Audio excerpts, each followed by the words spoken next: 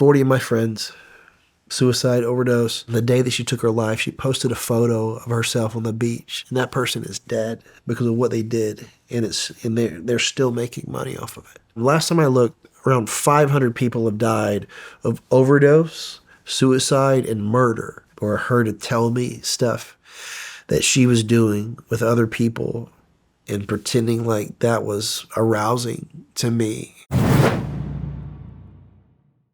I mean, before you left the industry, was it a buildup of misery, or was it literally that one scene or that one shoot? Or was that one shoot the last straw?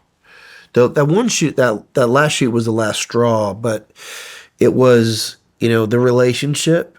So that relationship got more toxic. It went from us being at dinner where we had sex with the other person across the, table, to her wanting to talk about stuff that was happening on set, like, in our home. And it was interesting because I was like, man, I need to man up. This shouldn't bother me, but it does. And I think, we look at men in today's society, it's like, we're struggling with a mental health crisis because we pretend like we're okay when we're not. And the inevitable fact of pretending like you're okay when you're not, the thing that's not okay is not going to get better, it's going to get worse. So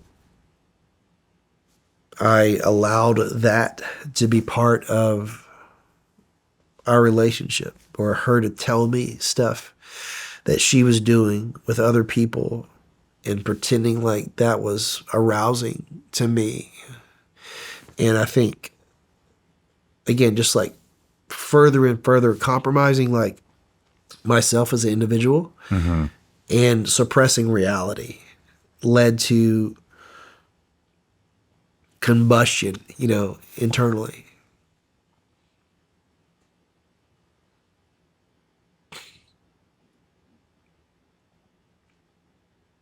Yeah, you're trying to convince yourself to change what you know is right and wrong. Yeah. I mean, again, like the jealous kid, in the grocery store is still the jealous kid that I don't want anyone to look at my girlfriend. Now I'm saying that I'm okay with people having sex with her.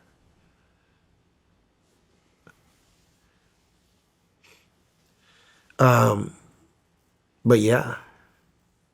So I mean that progression, and just the reality of like me having sex with as many people as I did, and it just becoming the most arbitrary thing in the world, is incredibly dangerous for your mental and emotional health. For me to walk into, this studio and a girl to be sitting there, and for me not to talk to her or anything, and I just walk up to her and start having sex with her, and then there's a bunch of cameras around, and I'm doing it for these cameras, and then I orgasm and then leave, and that's my job. That's what I do for my career. That's what I do, 4 or 5 days a week, and I do that for, short of a decade. Like that's going to damage you significantly. Was there any talk within the industry on your way out about, or just any time at all in there, about when things that other people were struggling with? Or oh yeah, I mean there was yeah, I mean suicide is rampant in the suicide and like people dying of overdose. Probably I think last time I looked, around 500 people have died of overdose, suicide, and murder over the last 25 years. And murder, because if you believe little of if you believe little of yourself, you're going to end up in a relationship where that person thinks little of you, and there's abuse, and that abuse turns into, you losing your life. And like the amount that happening, it's documented, is pretty astronomical. And then we were talking about not to change the topic, but we were talking about guardian angels. It's like, man, there was HIV outbreaks like in the industry. You know, there were people I had unprotected sex with that had HIV that they died. There was an HIV outbreak that was big enough in the industry that it shut down for, you know, not a long time, but around 2 months. Yeah, I mean, Were there ever any open discussions about it? I mean, did you have any friends in the industry where you would have these like talks with about leaving or about things that were affecting you or anything like that? Or there was were, everybody wearing a mask? yeah, I mean, I call it a first date mask, you know, where you don't know who you are, but you pretend to be whoever you think the person across from you wants you to be so that you can, you know, appease them. Or so that they would like you because you don't really know who you are, or you believe who you are doesn't have any value. But I would say there's this generally across the board, there was this belief that, you know, doing something outside of the industry, the longer that you stayed in the industry, was impossible. So the only like the best possible outcome is that you have a good long-standing career in the industry, and then one of the studios that you worked for a lot, you get hired on as a director, and then you work as a director.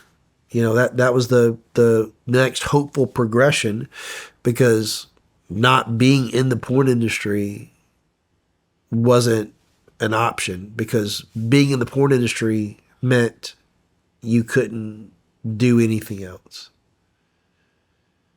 At least that's what they wanted you to believe. I mean, for example, Cagney Lynn Carter, she was a great friend of mine. She got in a little bit after me, stayed in much longer than me, much later than me. And I think it was last year, she had left the industry, opened a dance studio.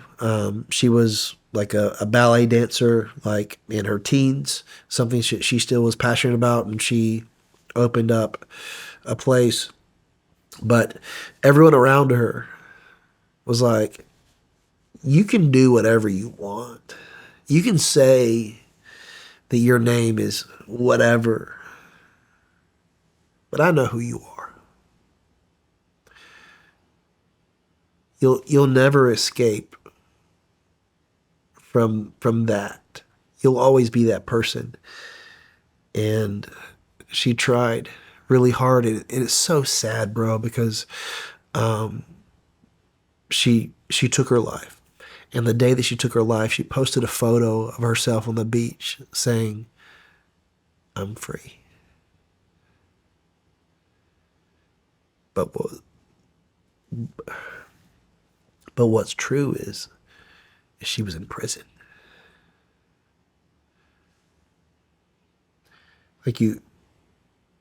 Like I wanted to leave the industry. I wanted to do something else, but you begin to believe that you can't. And it's not something you do, it's who you are. And if the only thing in which you can do is to sell yourself for sex, then your no loses its volition. You know, it loses its validity. Your no loses its validity, because if the only thing that you can say yes to is selling yourself for sex, then you can't say no to anything. So you say yes to everything. And it's just so sad, man. Yeah.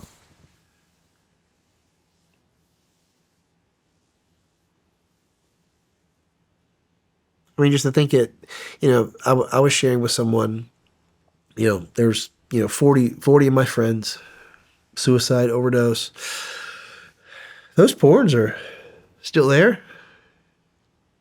You know, it's like, man, if I could encourage someone that's watching that now, it's like, man, you know, there's this like there's all these things that are true while you don't know if there was force, fraud, or coercion, regarding the scene that you're watching. You don't know how old that person is. Like, you don't know if they gave consent.